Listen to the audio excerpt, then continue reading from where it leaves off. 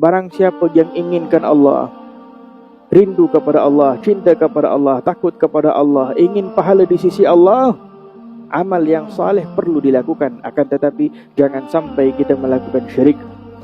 Ini yang disebutkan oleh Nabi sallallahu alaihi wa ala alihi wa sahbihi wa baraka wasallam.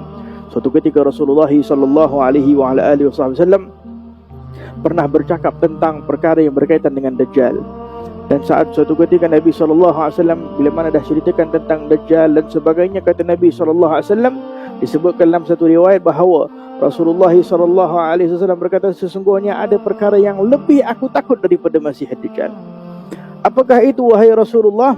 Kata Rasulullah SAW, asyirkul khafi, yaitu ayyaqumur rajul yusalli fayuzayyin salatuh lamma yara min nadhar rajul, yaitu seseorang yang dia ini bangun untuk salat, tidak lain dan tidak bukan menggerakkan dia untuk salat ini, dia memperhiaskan salat dia, dia melakukan yang terbaik di dalam salat dia kerana dipandang oleh manusia. Yang kalau kerana tidak manusia tengok, boleh jadi dia tak salat. Ini yang lebih ditakut oleh Rasulullah SAW daripada Dajjal.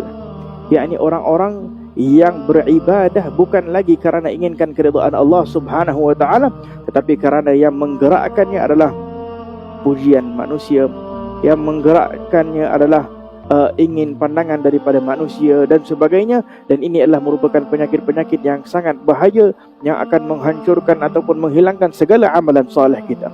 Maka dengan itu disebutkan dalam hadis bahawa kelak di akhirat, orang-orang yang boleh jadi banyak melakukan amalan yang soleh di dunia, akan tetapi kerana mereka dahulu murai, mereka dulu adalah orang-orang yang riak, mereka dulu adalah orang-orang yang melakukan ibadah bukan kerana Allah Subhanahu wa taala, pahala mereka tidak mempunyai apa-apa nilai di sisi Allah, kosong.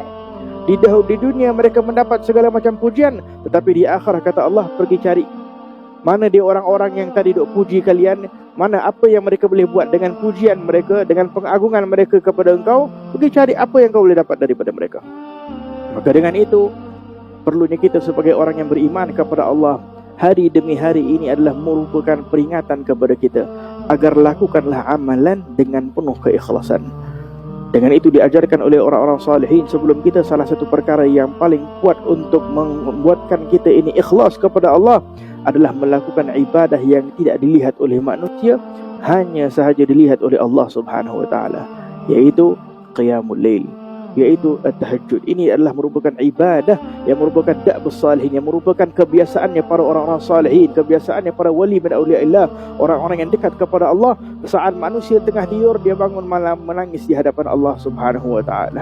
Begitulah keadaan baginda Rasulullah sallallahu alaihi wasallam, menolong manusia dan sebagainya. Akan tetapi malam bengkak-bengkak kaki baginda Rasulullah SAW menangis, bermohon kepada